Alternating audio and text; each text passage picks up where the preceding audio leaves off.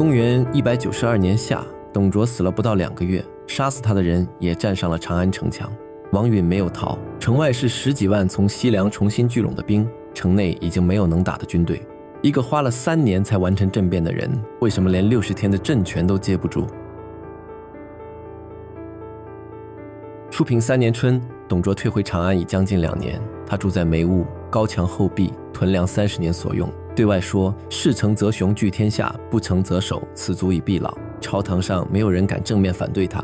王允是朝廷的司徒，百官之首，他每天上朝、行礼、退朝。据《三国演义》所写，有一天深夜，他在后园独自哭泣。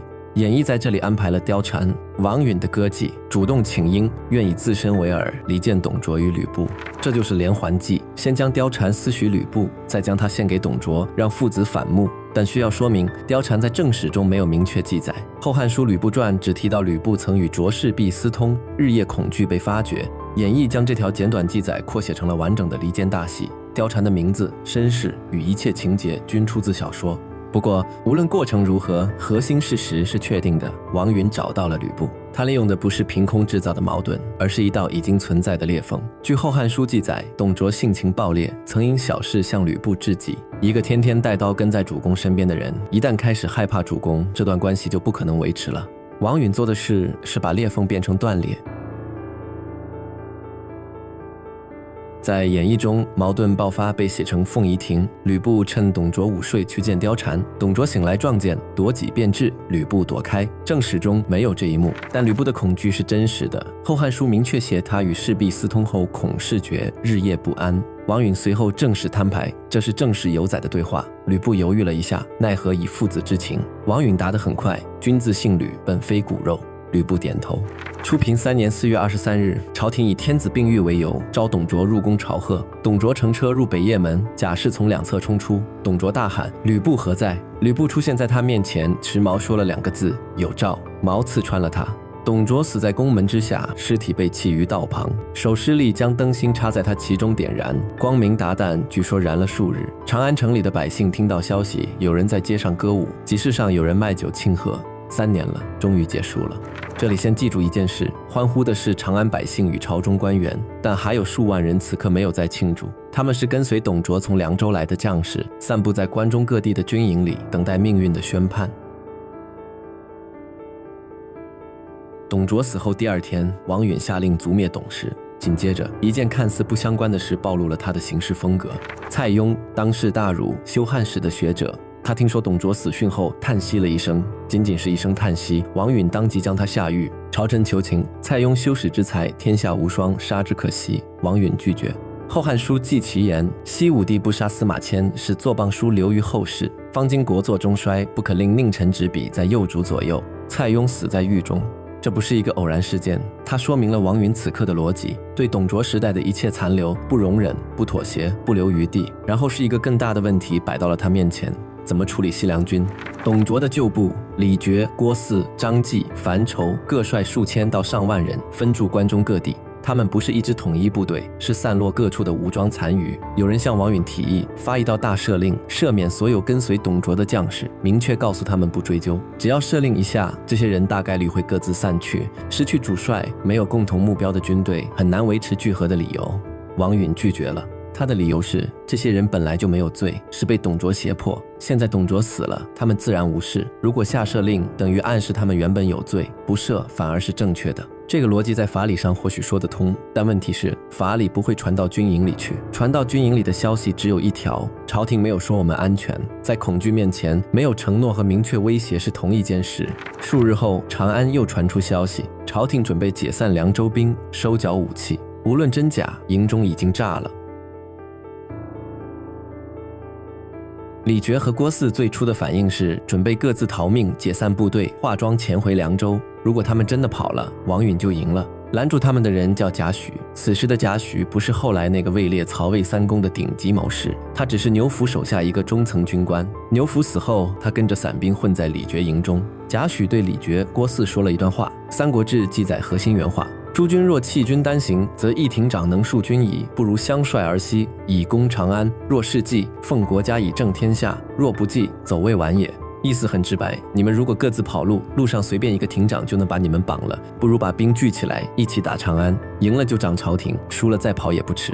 这句话改变了一切，他的力量不在军事天才，聚兵攻城不需要天才，他的力量在于，当一群人都在准备逃跑时，一个人站出来说不要跑，一起打，恐惧就会变成团结。前提只有一个，这些人确实已经被逼到无路可退。如果王允发过赦令，李傕的士兵多半已经散入关中各地寻找生路。贾诩这句话恐怕根本找不到足够的听众。李傕、郭汜、张继、樊稠开始沿途收拢溃兵，从陕县出发，一路向西，每过一地，当地凉州旧部加入，到长安城下时，人数已超过10万，他们只用了不到2个月。吕布带兵出城迎战，他手中全部兵力不超过数千骑，完成一次攻门刺杀绰绰有余。但面对10万人的正面合围，从第一天就注定不够。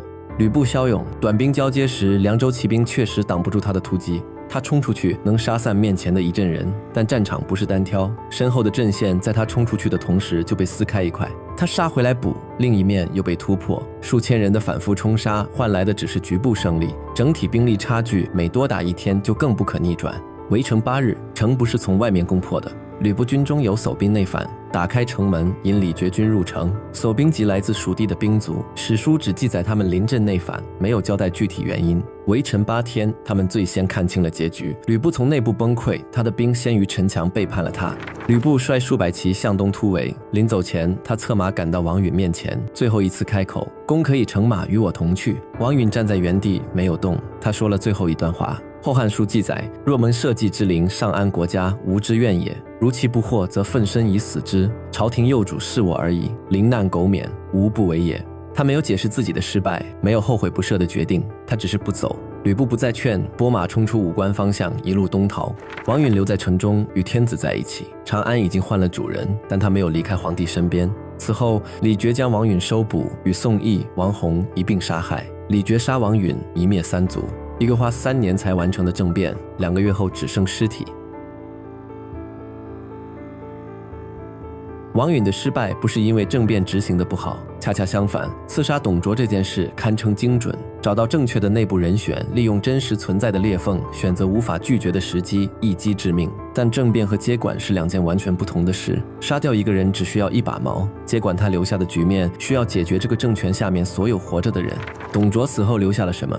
一个皇帝，一座被搬空的长安，一批朝臣，还有分散在关中各地的数万凉州兵。这些士兵没有土地，没有朝廷编制，没有家族根基在关中，他们唯一的生存逻辑就是跟着凉州将领吃粮。